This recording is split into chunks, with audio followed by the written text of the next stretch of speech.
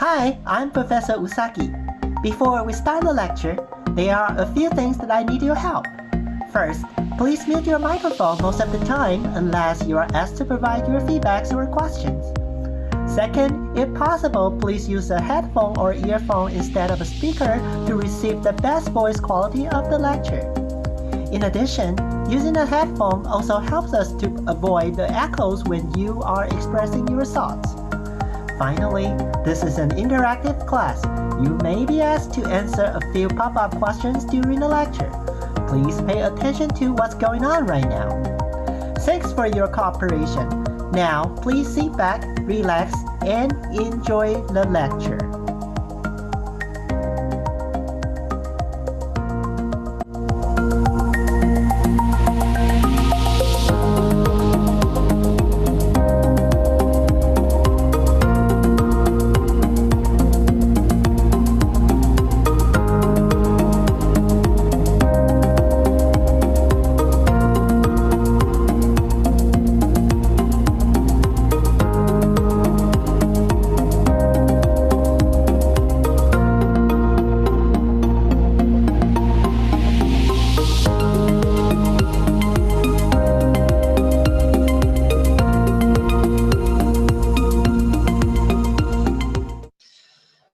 Good afternoon, everyone. So today we are going to continue our lectures on combinational logic, which is one of the two very important categories of the circuit.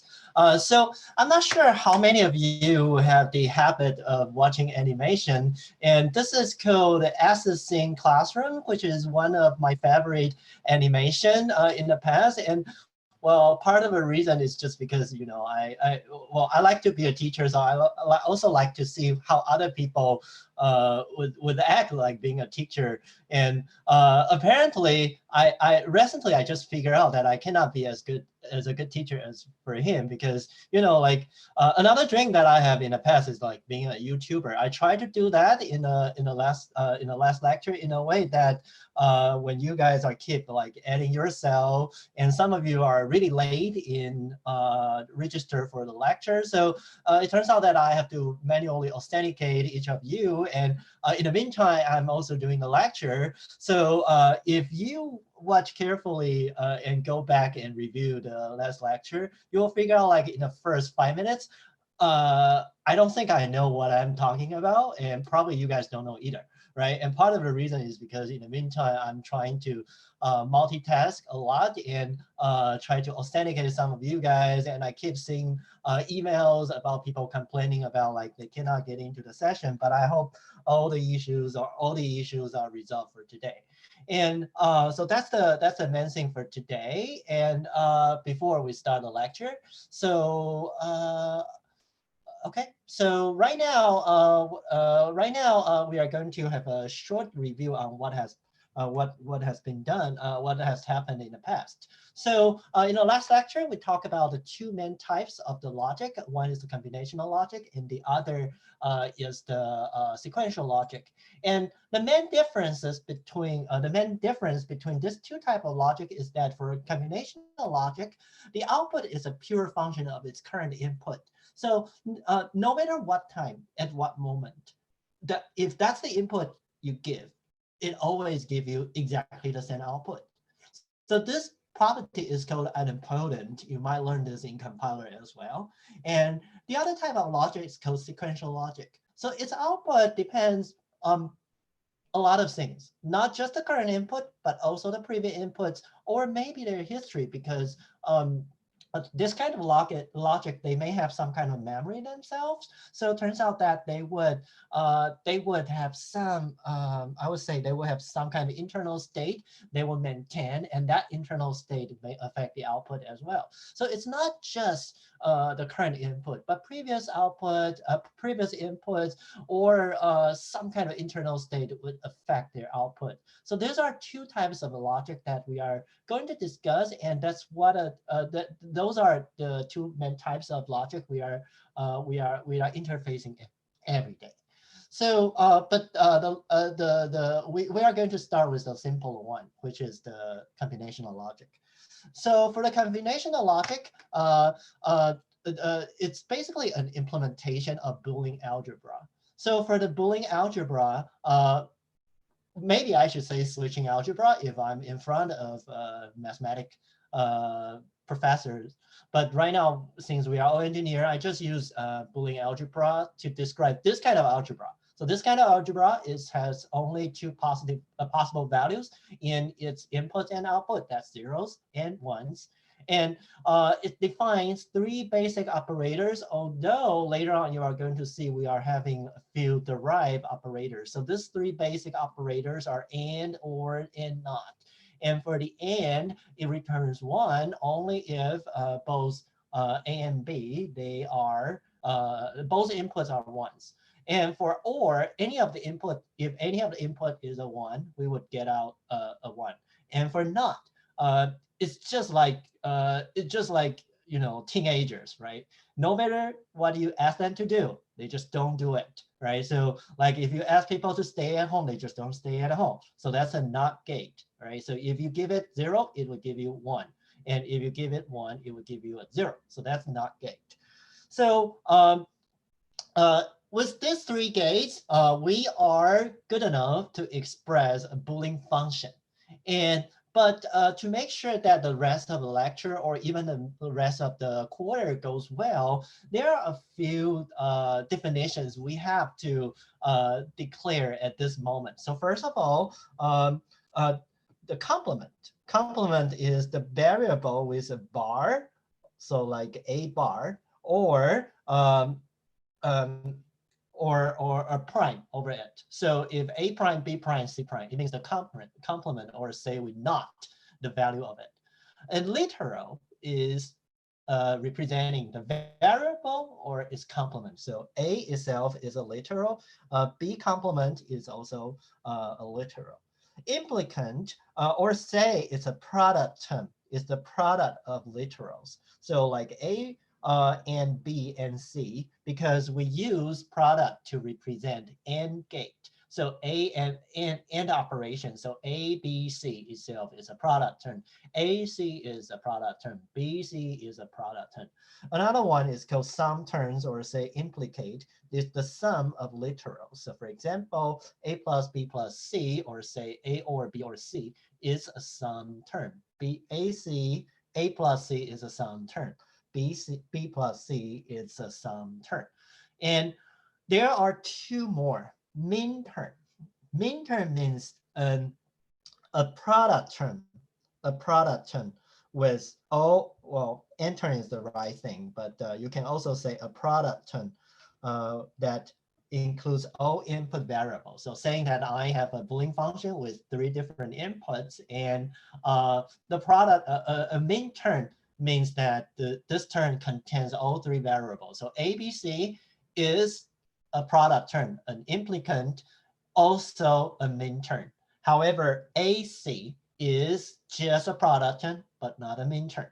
Similarly, for the max term, or that includes all input variables. So A plus S plus A plus B plus C is a max term, is also an implicate, a sum term, but A plus C is just an implicate, a sum term, but not a max term. So that's the definition you have to remember, keep your eye on when we mention those stuff. So right now, so with this the basic definition and with the Boolean expression, and the reason why in the circuit design class we need to mention the Boolean expression is because Boolean expression has a direct mapping between its function and the gates. So for AND, every time you see an AND, you can put an AND gate here. And for OR, you can put an OR gate here. Whenever you have a NOT, you can put a NOT, or you can put a circle like this. And there are also other derived circuit gate symbols like NAND, NOR, exclusive OR, exclusive NOR. So those are the Boolean operators that you are going to use a lot in this class. So we say that the Boolean expression is a direct mapping between your circuit and a function. So given a function like y equal to e and a and b or CB, this kind of Boolean function. We know Y is the output. We know E only need to end with somebody else. So we can put a circuit like this, and then gradually you can build up a circuit like this. And this circuit itself express Y equal to E and E product A product B plus C product D. So that's and with this circuit, you can see we have 5 inputs, we have 1 output, and you need 4 gates to implement it, and you need 9 wires, or say signal nets, and each gate needs 3 pins, so a total of 12 pins. So if you have if you have a chance to look at the report of your circuit in your simulation tool, you probably already find these terms in the generated report. And now, given what you learned in the class, you know what their meaning is. And then the thing is that in our gates, there are 2 types of universal gates. So in a high-level perspective, we describe our circuit still use AND gate or whatever gate that we list in the 2 slides ago. However, in real implementation, because we want to simplify the complexity of building something, so it turns out that we use those universal gates like NAND gates or NOR gates. And we prefer NAND gates more than NOR gates because NAND gates usually give us a better latency than NOR gates. So seeing this, right? So if you look at the NAND gates, you will feel like, no, this one is not working better than the previous slide because we need more gates. However, if you dive into the detail, if you can further optimize the circuit, you will find that for using NAND gates, you are actually reducing the amount of transistors you need to implement a circuit. So right now we know there are so many terms, there are so many ways to express a circuit. So we need a standardized form to express our circuit, to translate a truth table. So everybody should speak the same, right? So when 2 engineers are describing their design, it's easier for them to say, okay, I know this, right? So you need a common or say a standardized definition of how we should describe a truth table, translate them into the Boolean expression. So there are 2 main types of definition, the standardized form. And last week we talked about sum of min terms. So the basic idea of sum of min term is that given a Boolean truth table like the left hand, like this one, we figure out who are the ones. And because it's sum of min terms, so you are finding those terms who would make the function output to be ones, right? So you need to find, if I OR this one, then I will get a 1. So that's why you want to find those ones in your truth table. So it turns out if I have this truth table, and so for this term, if I want to get a 1, it means that X needs to be true, Y needs to be false, right? So you need to get a Y's complement and X as a true, right? And I just mentioned and, right? So it's X and Y prime. So this is, so this is X, Y prime, right? And the other one, right? We need X and Y to be both true, so X, Y, right? So that's how we create the Boolean expression from a given truth table. And similarly, for the bottom one, you can do, you figure out that, well, to get a 1 in this row, I need both of them to be false. So A prime and B prime to be false, right? So then A prime, B prime. And for this one, I need both of them to be true. So A and B, right? So that's how you get these 2 terms. So that's how you get the standardized form from the truth table. All right. So this is what we have in the last week. And today we are going to start design our first circuit. Are you excited? And then we are going to design a circuit with HDL, hardware description language. And then being an engineer, just making it happen is not good enough. You want to optimize it. So we are going to talk about how to optimize the circuit. So those are the topics we are going to cover for today. So let's get started.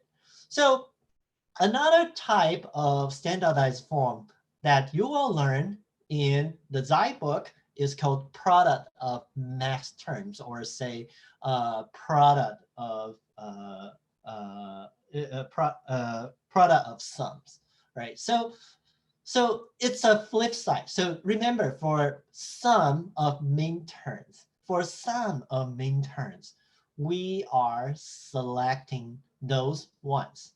But for product of max terms, we are selecting those zeros. So for the truth table given on the left side, left top side, the two rows that give us zeros are the first two rows, right? And for the first row, it's x prime and y prime, and the second one is x prime and y. So for this, because it's product of some terms, or say product of max terms. So instead of using and to operate on the literals, here we are going to use or. So for the first row, it will be x prime plus y prime. This is a max term.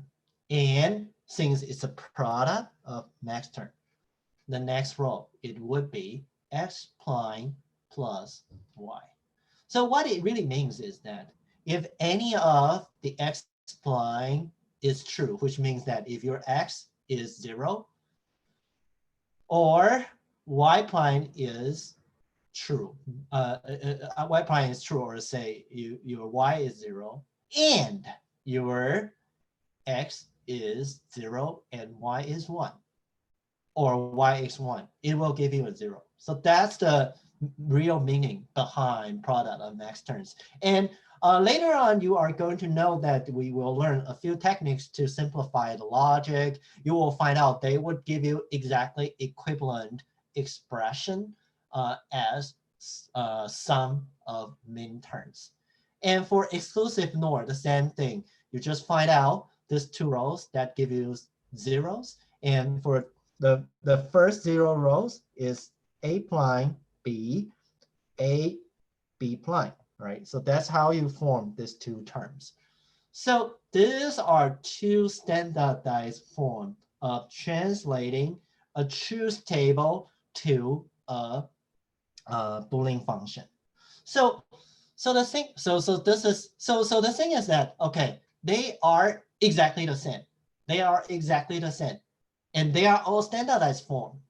And there is no absolutely right or absolutely wrong of using each one. It just depends on which one you like the more. So personally, I like sum of min terms more. And I know some of you probably think product of max term is easier for you.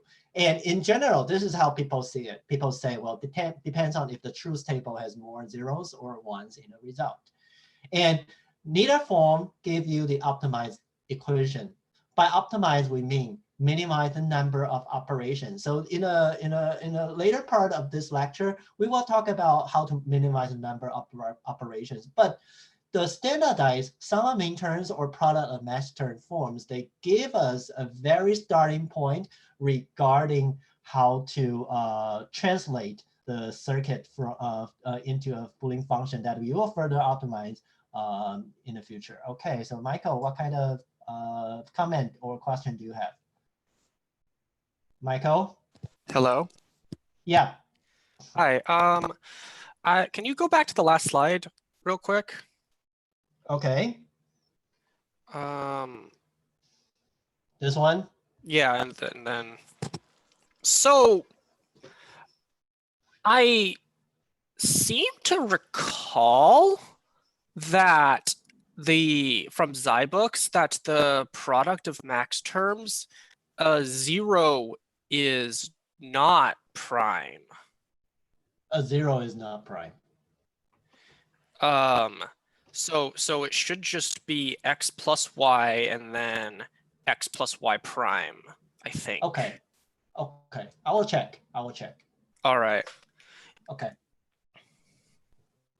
Okay. So other than that, any other question? Okay. So I have, Fenzon, do you mind to raise your hand again so that I can find you? Okay. Hi, Professor. Yes. I multiplied the equation from the last slide, and it turns out that I think Michael's right. Okay. Okay. So Yeah. probably I got it wrong. Okay. Yeah. Okay. Thank you. Okay. So looks like we have to use it differently in sum of product of max terms. Well, so it also give you a hint like how rare I use the product of max terms in the circuit design. So and I will clarify this later. Okay. So right now let's start designing a circuit. So for designing a circuit, let's say let's do binary addition, right? So so what I want to do right now is like a binary adder and a 4-bit binary adder. So give you an example. If I want to do 3 plus 2 equal to 5, if I want to do 3 plus 2 equal to 5, right? So 3 in binary representation is 0, 0, 1, 1, and 2 in binary representation is 0, 0, 1, 0, right? So if I want to add these two numbers together, right? It's very similar to what you have learned in the elementary school in a way that you just build it gradually from the right-hand side to the left-hand side, right? So from the right-hand side, well, if it's a 0, 1, then it gives you a 1. And currently there's no carry. So there's no carry. And for the next digit, it's 1 plus 1. And in binary addition, because we only have two numbers, 1 and 0, so this 1 plus 1 actually should give you a 1, 0 instead of just 1, 0. So you need a carry.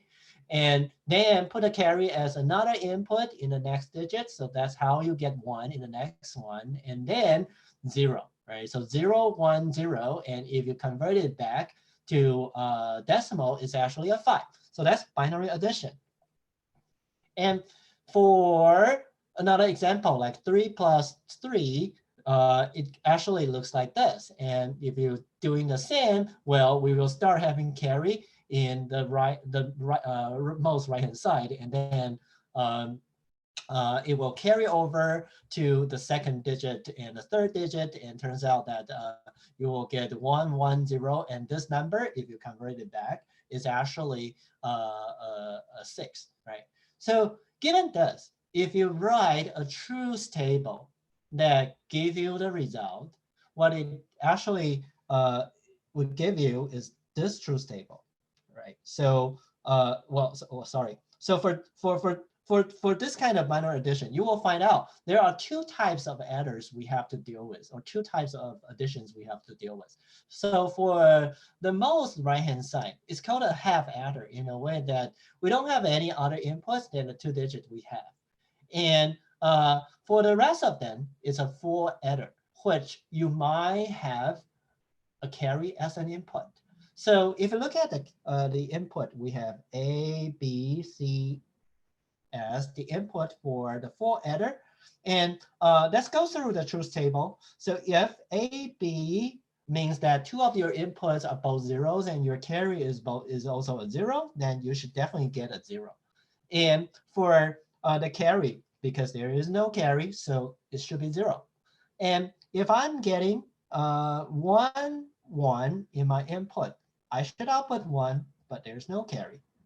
If I am getting, so similarly for this row, I'm getting 1, 0. And for this one, if I get both ones, like this case, right? The output should be 0, the C out should be 1, right? So again, for this thing, if I have both zeros, but I have an in, it's actually like this case. So I get the out as 1, but because that 1 is sufficient, so I don't have to carry any carry to the next digit. And for this row, 0, 1, 1 is similar to the case of the 1 plus 1 thing. So the output is 0 and the C out is 1. And for this case, it's also the same as the last row. And if you have a 1, 1, 1 case, it's like here, all the output is 1 and the C out is also 1. And for the half adder, the adder doesn't have an input called Cn. So the case is simpler in a way that if both input are 0, then you will see all the inputs are outputs are 0. And if one of them is 1, then we will output at 1. If both of them are 1s, then we will have output at 0 and no carry. So that's the truth table. So given this truth table, given that what you have learned, I believe we should have the techniques that is necessary to build a circuit. So let's start with it. So this is the circuit we want to build for binary adder. So and let's say we want to build a 4-bit binary number adder. So it turns out that this is the adder you are going to build. So the half adder on the that received the least significant bit, and the rest of them are using 4 adder, and the output is here. So this is the binary addition that we are going to build. So let's start with the half adder because it's the simple case. So this is the truth table of the half adder. So you know we have 2 outputs. So when you write Boolean functions, you have to write this the Boolean expression for these 2 outputs separately.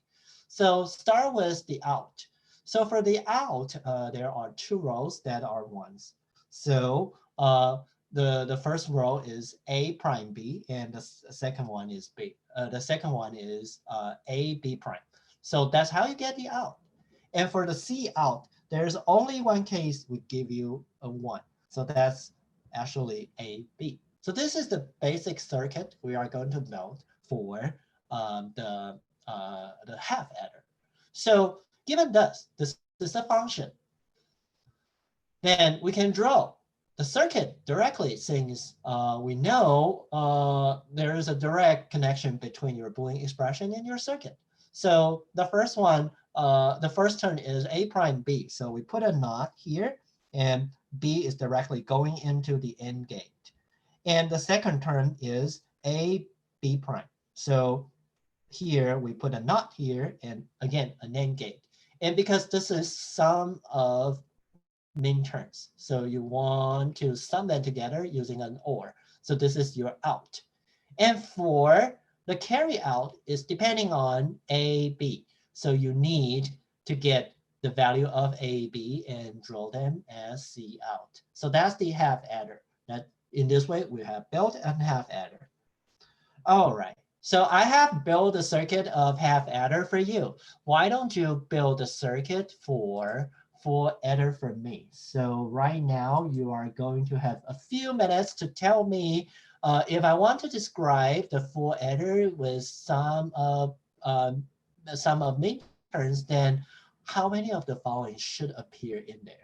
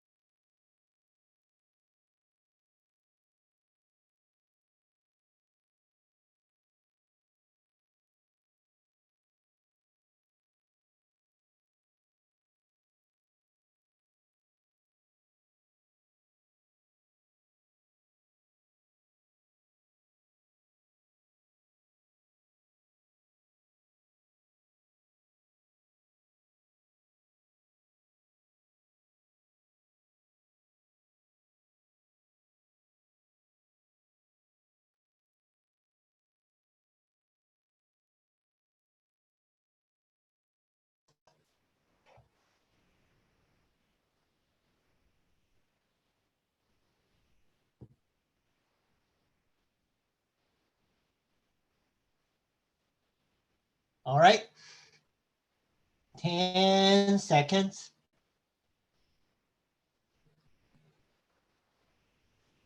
5, 4, 3, 2, 1. Time is up.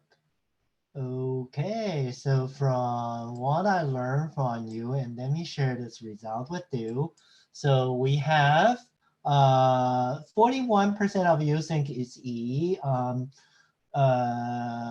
majority of you don't think it's E. So I need someone who can help us to share your ideas and why you think your answer is right.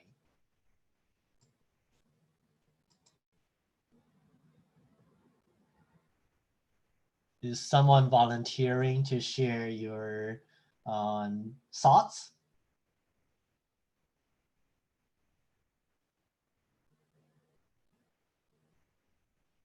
Okay, looks like there's no ones. Okay. Okay, so I have Ellie. Okay, thanks. Hello. Hello, yeah. Because I picked E4 because in the truth table, the out column, there's 4 ones. Okay, so the thing is that, right, if you want to solve this problem real quick, just go to the truth table, just draw a truth table like this, right? And you'll figure out that there are 4 rows, they are ones, right? So the case you are getting ones are those ones that so let's go through this example carefully, right? So for those cases you are getting ones, it's like, okay, so if I have one of the inputs as ones, or all of the inputs as ones, right? So these are the 4 cases that we are going to get a 1 as our output. So that's the that's the quickest way you can get 4. But what if today I'm not using this? Then what you could do, but asking about like the minterms you are going to have, right? And what if I didn't list all of the possible minterms? And turns out that you have to examine each one, right? So for the second row, right? The input is A. So for this one is A prime, B, C in, right? So so A prime, B, and C in, right? So this is the second one, right? And for this thing is A, B prime, C in prime. So you know it's the third one. And for this one is A prime, B prime, C in. So A prime, B prime, C in. So this one. And for this one, it's A, B, C in. So these are the 4 rows that would give you ones in your output, right? So this is how you get the sum of product form from the 4 adder, and that's just the out part. If you want to get a carry part, you have to deal with it separately, right? So it turns out for the out part, these are the 4 minterms you need. And for the C out part, these are the other 4 minterms that we need, right? And if we want to draw the circuit, right? And because you will find out both of them use the same CN ABCN term, so you can merge them as a single gate. So the 4 adder, if you want to draw it, is actually have 7 terms, 7 minterms, and you know each minterm require an AND gate, right? And each is a 3 input AND gate. So it turns out these are the circuit that you have to, these are the inputs you have to fit into those AND gates. And after their results are generated, one of them is shared among between the C out and out, and the other is either used by out or C out. So that's the resulting 4 adder. So it's a lot more complex than the half adder. So right now, right, you might be afraid that, okay, is that my life? Is that my life going to be like in the rest of the quarter, right? You might have this kind of fear, plus the anxiety you have right now, right? So the answer is fortunately, not when you can use an HDL, hardware description language. So today we are going to talk about one of the hardware description language, Verilog, and how we can turn our design into Verilog. So Verilog is a hardware description language used to describe and model the operation of digital circuit. And it specifies the simulation procedure for the circuit and check its response. And simulation requires a logic simulator. So for your tool chain, there's something called model sim. And synthesis, transform the HDL description into a physical implementation, or say transistor gates. You might feel like, yeah, didn't we just do this? Didn't we just do the same thing, right? So when a human does this, it's basically called like you are transforming a Boolean function into physical implementations, right? So that's called logic design. And when machine does this, it's called synthesis. And if you come from a computer science background, you can also consider the synthesized part as the compilation. So in modern programming language, you write your program using high-level human-readable description, and then the compiler would turn your design software into a set of machine instructions. So that's called compilation. And similar, the hardware description language is doing exactly the same thing in a way that you describe your hardware using HDL, and the synthesizer will generate the transistor gates for you. And in this class, we use Verilog to implement and verify your built circuits. And it has a C or say Java like syntax, no matter how you feel like. That's how people feel like. So, but unlike C or Java, has a lot of different data types. Verilog, because it's only used for designing circuits. So its data type is a lot simpler. That the only data type you have is big vector. So everything in Verilog is described in big vectors. There are different representations of this kind of stuff. There are wires, there are regs, there are everything. But if you go back to their basic data types that derive these different data types, they are all big vectors. So in each of the big vector, a bit can be either one of the following. It could be a logic 0, logic 1. It could be an unknown, don't care. It could be a high impedance floating value. So these are 4 possible values in Verilog. It's 0, 1, unknown, or floating. And if you want to express a big vector, you can, it gives you kind of like freedom. So for example, like the first row, if I want to express a 4-bit binary, I can use, first of all, 4 represent, this is a 4-bit value, and a prime here, and then say this is binary using the character B. And it's a 4-bit value, so I put 1, 1. Wow, because binary values, they are really long. So sometimes we allow you to put an underscore here so people can take a break when they are reading this value. So this is 1, 1. Okay, let's take a break, and 1, 0. Right, so that's the 4-bit binary value we are representing here. And sometimes because binary numbers, they are really long, so you can, and we know that hex and the binary numbers, they have a direct translation. So you can use hex to represent your number. So it could be hex 0, 3, 4, 8, like this. You can still use decimal because that's the one that humans feel the most comfortable with. Okay. Hello? Oh, hello. Yes. I just have a question for the underscore. Is the underscore just kind of like white space, and would it be ignored by Verilog, or? It's ignored. So so it's just for readability. So it's like concatenate, that I would say. Okay, thank you. Okay. Okay, then if you want to use a decimal, it also tells you it's a 32-bit number, but it could be a decimal. All right, Mike. Hello, are you there? Oh, hello. Yeah, I just wanted to say the underscore syntax is something that's just carried over from C because everyone liked having it. Mm-hmm. So it's nothing new. Yeah. Okay.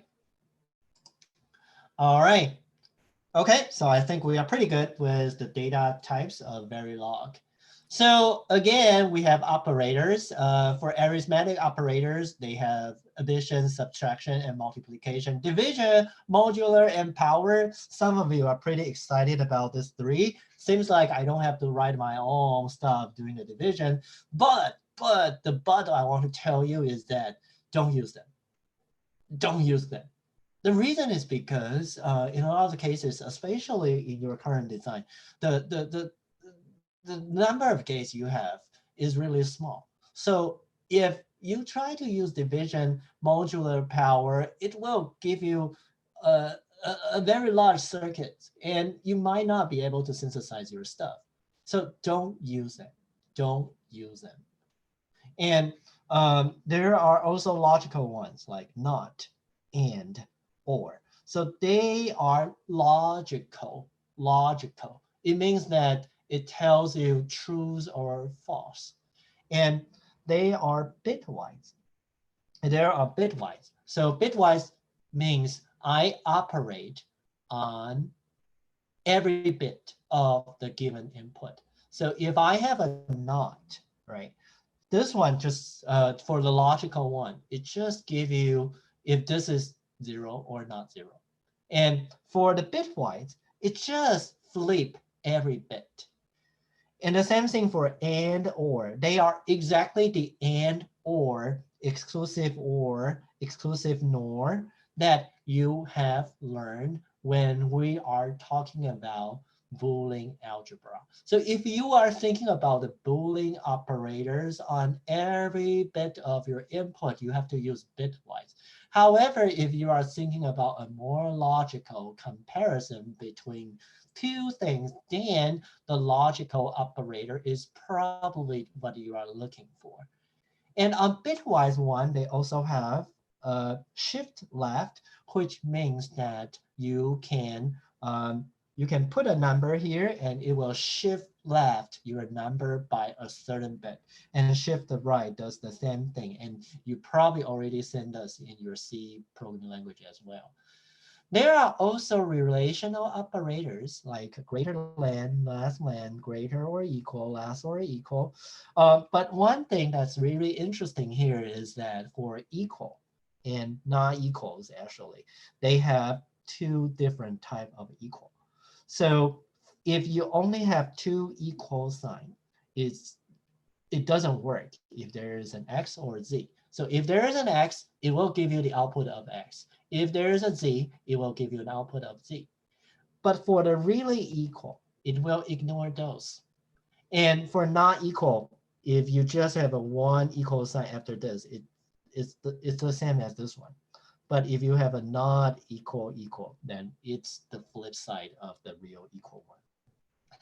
And also, to facilitate some operation, especially in circuit design, you will later learn that some of the inputs, they might come from a certain gate. Another part of the input may come from a certain gate. So they have something called concatenation, which allow you to combine two things together. It's like string concatenate function in C, but it's not a function, it's just a representation. And you can actually put two variables inside this concatenation. And there's also a replication operator, which if I say I have 4 one-bit zeros, it's equivalent to this one. And there's also conditional operator. A lot of you try to ignore the fact that C programming language or many programming languages has this kind of stuff. But in Verilog, you will see it a lot. So the conditional operator is a question mark plus a column that if I have a condition here, the true goes here, the false goes here. So these are the common operators you will see a lot in your lab project, in your future design, in the future Verilog code that you will write. So in addition to those basic operators, in addition to those basic stuff we have, in Verilog, there are two types of other stuff you have to pay attention to. One is wire. So wire is exactly the wire that you understand when we talk about the circuit design. They are used to denote a hardware net. So, and they do not have memory because for wire, there's no memory, right? So, and wire is again bit array. So if I have a wire that is a bit wide, then you can have it like wire 7 to 0, my wire. It means that this is a bit wire. And for, if you just put wire, it's just a 1-bit wire.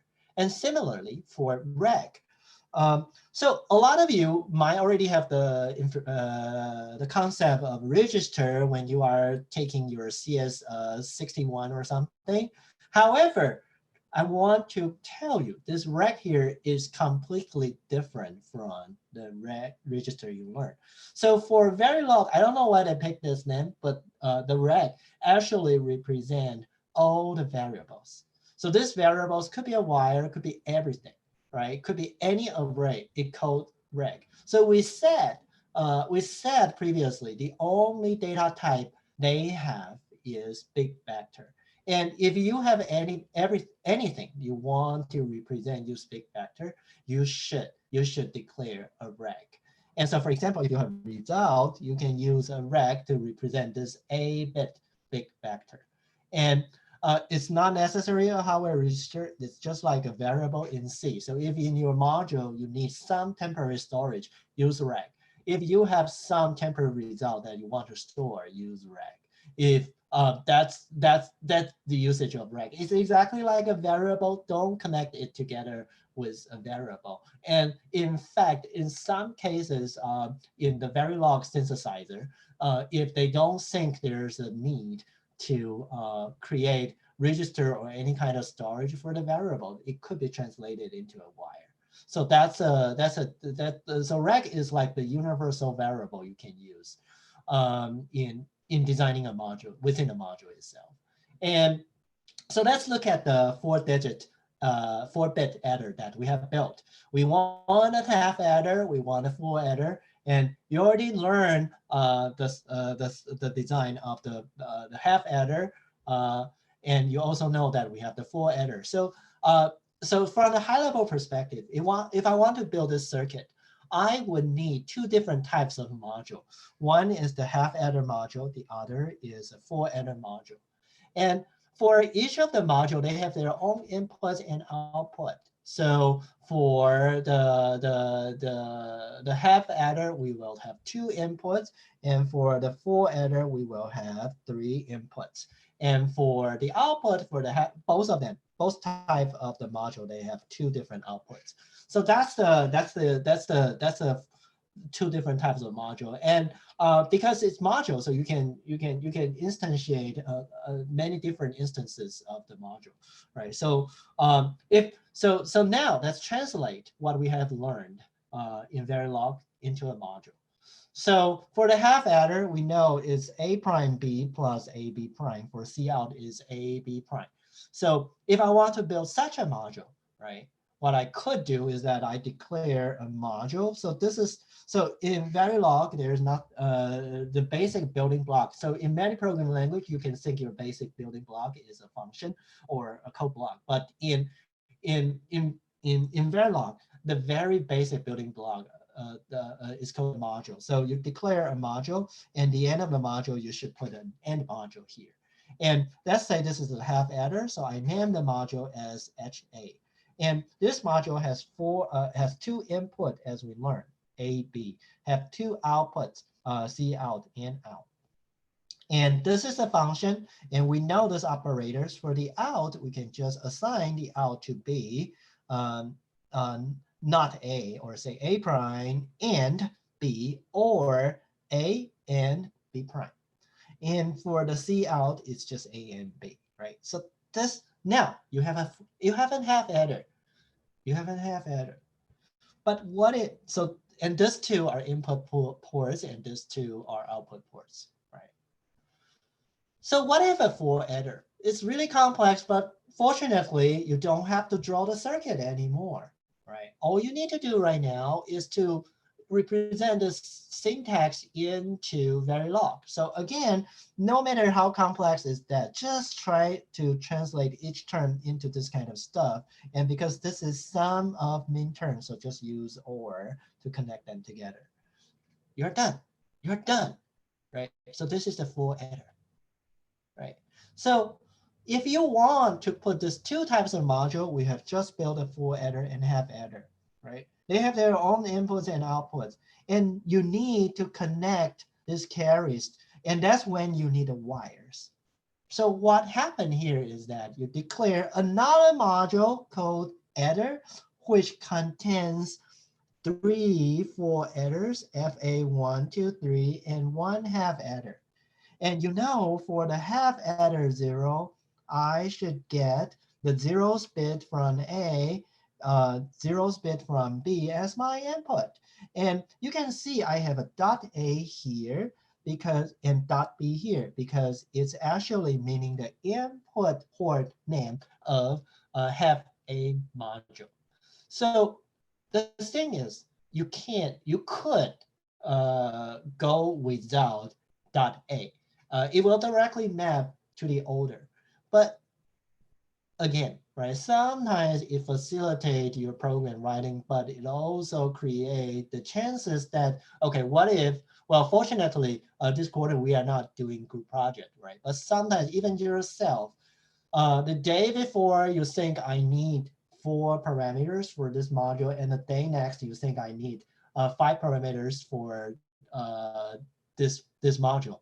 And it turns out that you forget one of them, and it will mess up your ordering, right? But if you have this kind of mapping between input ports and the output ports, you will not get it wrong, right? So for this thing, right? So the output that I'm going to carry out is the carry 0, and this one directly goes to my output, which is O, right? So similarly, you can connect the rest of the circuit like this. So in this way, you know, I declare this module has 1 half adder, and the instance of the half adder is HA0. And I have a full adder, the instance is FA1, 2, 3, right? So if you connect them together, and this is the final carry out, and this is how you describe an adder. And you don't need to draw, you don't need to really do the hardware design yourself if the platform that you are working on allow you to use this kind of HDL tools. But the reason why I keep emphasizing if the platform you are working on, because there are cases where that you cannot rely on the HDL. For example, if I'm completely starting from scratch and there's no way that I can use the HDL for the purpose, because the HDL really relies on the synthesized tool have a full knowledge about what's going on its target.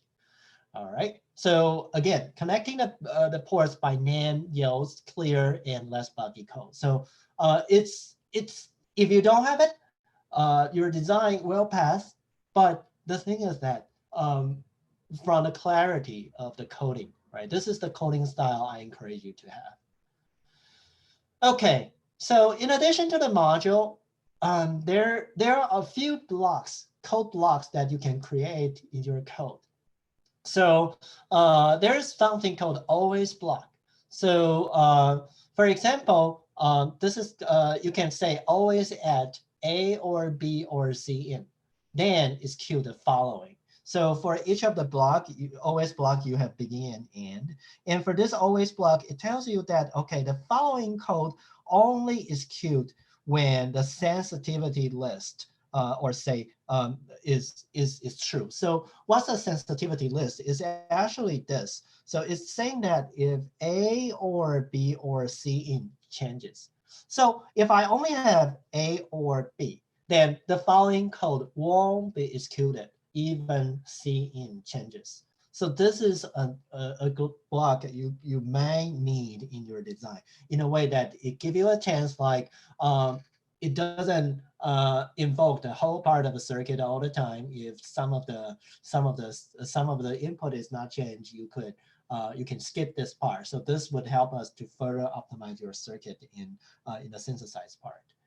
And we haven't talked about sequential logic in detail, which we will do starting from week 4. However, what I really want to let you know about is that the OS block also defines a sequential logic, and some of you already knows about that because one of our TAs accidentally asked about the clock cycle time, right? So so for sequential logic, because okay, so I have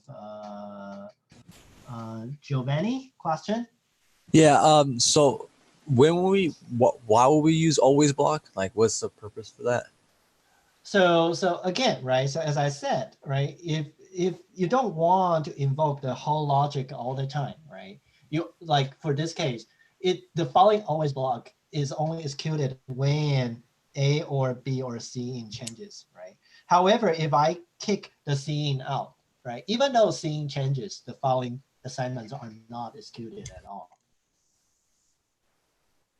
Oh, okay. Can you see that? So for example, like for the sequential logic, we know the sequential logic is controlled by the clock signal. And a full clock signal looks like this. So you have neg edge, you have positive edge, right? So this one tells you the following circuit should only work on the positive edge, not the negative edge. So you can control the timing like within the cycle, what the circuit should do, right? So later on in computer architecture class, you know that you will learn that we use this kind of characteristic to perform some kind of optimization to avoid additional cycles when you are operating.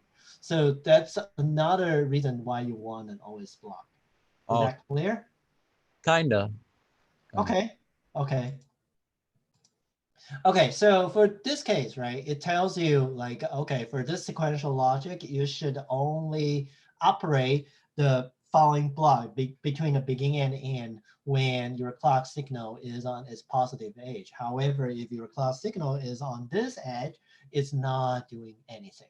So that's the power of always block. All right.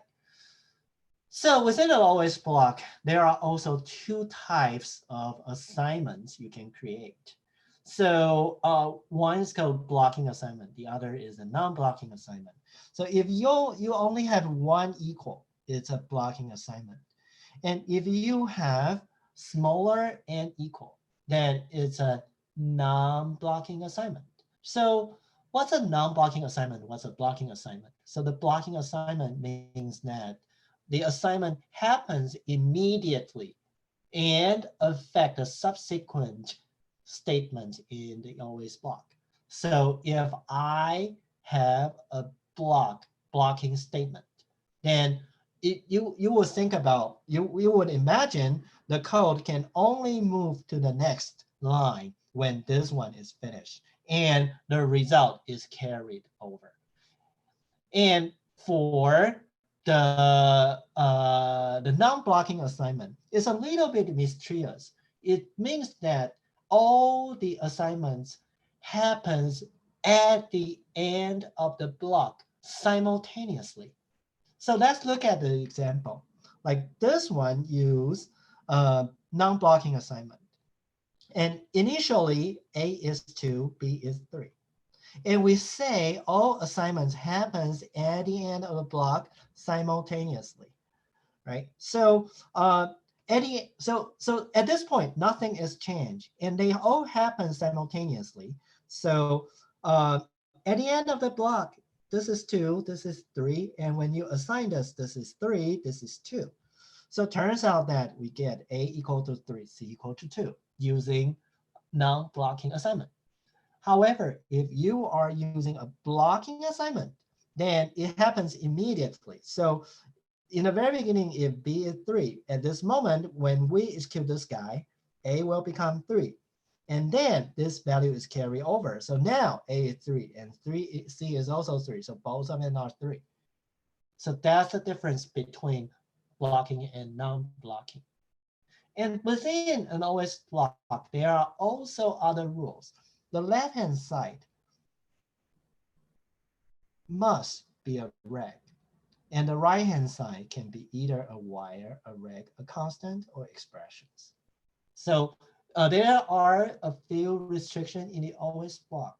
So sometimes some of you think, well, the statement I wrote here follows the guideline that the professor gave me in a coding style. Why it doesn't synthesize? Because, or even the model thing doesn't allow me to model it, because if it's in an OS block, the left-hand side cannot be anything other than a reg. Okay, so far we have learned quite a lot of stuff about the OS block. And another reason why you want OS block is because OS block permit more advanced sequential idioms. For example, being a programmer, you must love if else. You must love if else if. You must love case statement, right? So if you want to enable those, okay, they have to be in an OS block. Okay, so so this is the, oh, by the way, one more thing. If you are using case statement, don't forget to add a default, right? And the reason why I want you to do that always is because most of you think, well, if I only have 2-bit values, then it's only possible to be 0, 1, 2, 3. But don't forget, when we say the Verilog bit vectors, you can still have X and Z's, right? And they still count as the case. So if you don't want to deal with the case every time, you really need to have a default case here to prevent your circuit for not working properly. Okay, initial block. So another type of block that is really important in your Verilog design is initial block. And it's a block spatial. Unlike always block, it keeps hearing what's going on. It keeps watching the sensitivity list. For initial block, it only executes once in the very beginning of the code. And it's initial, begin, end. And the within the begin and end is the statement. So in your lab 1 or later on your lab 2, you have tried the test script, and you will see the test script is always like something this. So the first row tells you what's the time scale we are using. And there is a module called test bench, and it takes no inputs because, like as the test bench, it's just a self-contained script. And for this one, we just create an adder. If we want to test it, then we can put we can initiate and instantiate an adder inside this test bench module, and we call it UUT, unit under test. And it has 2 inputs, B, A, and both of them are 4-bit because we are testing a 4-bit adder. And we have a reg C0, we have as another input, but we are not actually using it here. And we have a sum, which is the output, and we have a C out, which is the carry out. And in the initial block, what you could do is that you can assign some value as the beginning of the value, and then here you can put a sharp 50, means that at 15 nanosecond, that's put the A to be 3, B to be 4, and then you can examine your output to see if you get the test case right. And then wait for another 50 nanosecond, then put the input to be 0, 0, 0, 1, and another input to be 2, right? Test it again, right? And you can see if your output on the model scene to see if the waveform is something you like. So that's the initial, the function of the initial block, and how you create a test bench in the rest of your lab. So right now, I know you guys have have been like, watching this a lot. So why don't you spend some time looking over these 4 different codes snippet and tell me how many of them would give us a 1 at the end.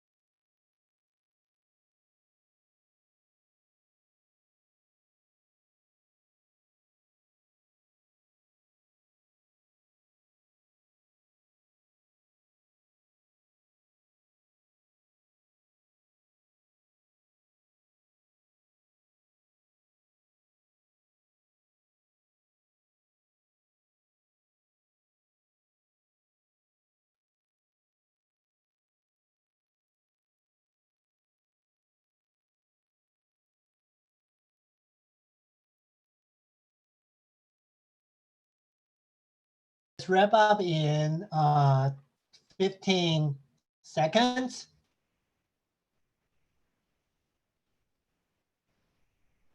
10, 5, 4, 3, 2, 1. Okay, time is up. Okay, so let's look at the what you guys think. So most of you think it's C. So let me. So is there any of you who would like to share what you guys think when you are solving this problem? Any volunteer?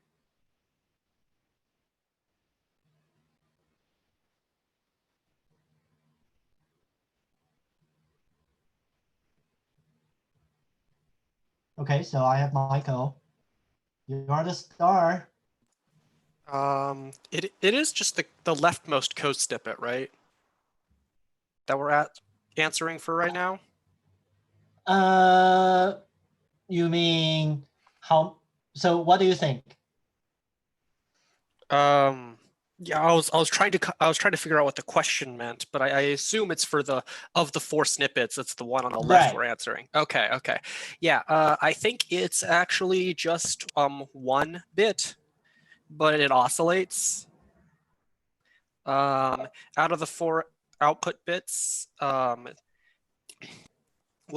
which one do you think? It's B.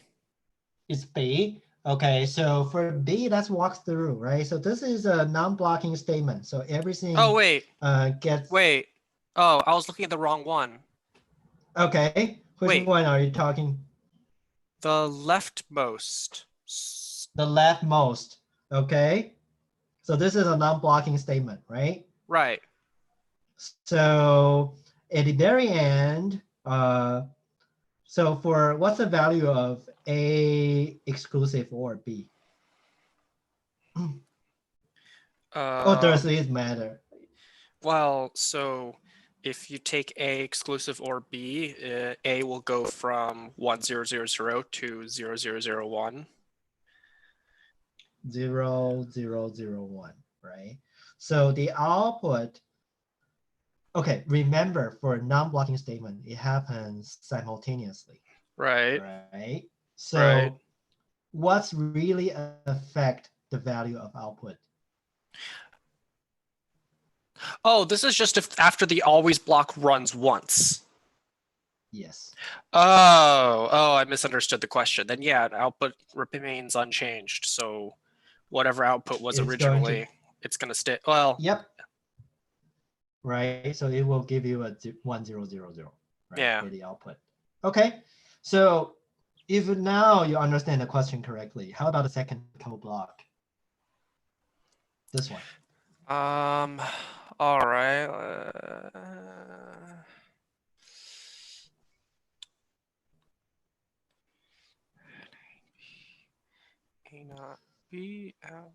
So this is still a non-blocking, right? Yeah. So for the non-blocking, what really matters is this. It's just that, yeah. So if the beginning value of A is 0, 0, and this is a concatenation, and this is a not, right? So this it's 0, 1. That output is just it is the one that we want. Exactly, right? So this one is correct, and for this one, right? It's testing testing about the condition, right? And this has an X or say a don't care in its value, right? So if you do just an equal, it becomes a don't care, right? And don't care is not true, right? So it goes to this one. So for the last one, right? For the last one, we do a triple equal. So then it will be true. So 2 of them, actually the second and the fourth one. Oh, I just misunderstood the whole question. All right. Okay, no problem. Okay, so but now I'm glad that we are on the same page. Okay, so let's move forward. So this question, so there are some more syntax you might find useful in your design. So another is you can parameterize your module. So saying that I have a module, but I don't want to create different module for different wide of the adder. You can parameterize your module in a way that put a shop and a parameter width equal to 32. It tells you by default the width is 32. However, when you instantiate your module, you can say I am having an adder and shop 4. It will change the width to be 4 in your design. And then you don't need to rewrite this value every time. So that's another good tool for you to create your code in the future. All right, so there are some other coding guys I think I really would like to go through, and there is a good document about a Verilog design on the end of this slide.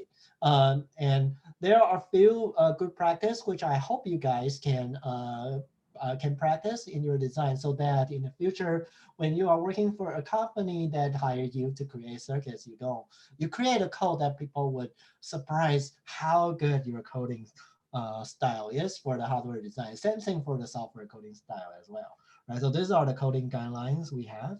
And because we have limited amount of time, right now I'm going to finish up our lecture today. And before we finish, there are a few things again that I need your help, and make sure that you receive this information before you leave the room. So first, we have reading quiz 3 will be up tonight, and it's due April the 14th before the lecture. You can find it under Island Reading Quizzes. Lab 1 due this Thursday, and submit through Island Labs. Assignment 1 due April 14th as in assignments. That's the only thing not submitted through iLearn. So it's through Zybooks directly. So you should be able to find that in your Zybooks interface. Okay. Giovanni, question? For the lab, how do you want us to submit it? You want to submit the, because I was PDF. Just PDF of the questions? So yeah, so at the end, they have a few questions, right? Yeah. Just answer those questions. There's no template, just a PDF file. You're good. Okay. Okay. Yeah. All right. I have Sahas. For the assignment 1, is that just chapter 1, like all of the? No, it's not just chapter 1. Chapter 1 too? Please go into Zybook and check there. There are a few questions that I select. It's not even every question on chapter 1. It's a few questions on chapter 1, a few questions on chapter 2. Okay, got you. So you have to go to the Zybook. I don't know what their interface looks like because they don't allow me to preview what your interface looks like. So I cannot have a screenshot for you, but that's where you should be able to find your assignment 1. Okay, thank you. And there are only limited number of questions. It's not every question. Okay, so I have Junlong. Oh, okay. So, just have one quick question about our lab report, because my TA says I'm not just answer a question, like, do I need to like write something else, like what I just done, like that? No, you should just answer the question. Okay, thank you. Luke. Hello. Just to clarify the previous question about the assignment 1 questions on Zybooks. Some of the questions that we do, like the participation ones, they're blue. Those are like the challenge ones, quote unquote. That's what makes up the assignment 1. So just by doing all the questions going through it, you'll end up inadvertently doing the blue ones. So if you're doing the Zybooks on time, you'll already have done assignment 1 by the time it's due anyways. Okay. Just to clarify. Thanks. All right, Fanzong. Hello, Fanzong. Yes, question. Yes. I already submitted lab 1, but I submitted it in a docs file. Well, you can resubmit it again, and as long as the TA doesn't mind, I don't think it matters. Oh, okay, thanks. Okay, so I guess that's everything, and we have lab 2 due on April 16th. So although we postponed the deadline of lab 1, but you know, UC system is basically a quarter system. So once you postpone one deadline, there's no further slack for you to postpone everything. All right, so so the lab 2 is still due a week from lab 1 due date. Other than that, I will see you in the next lecture.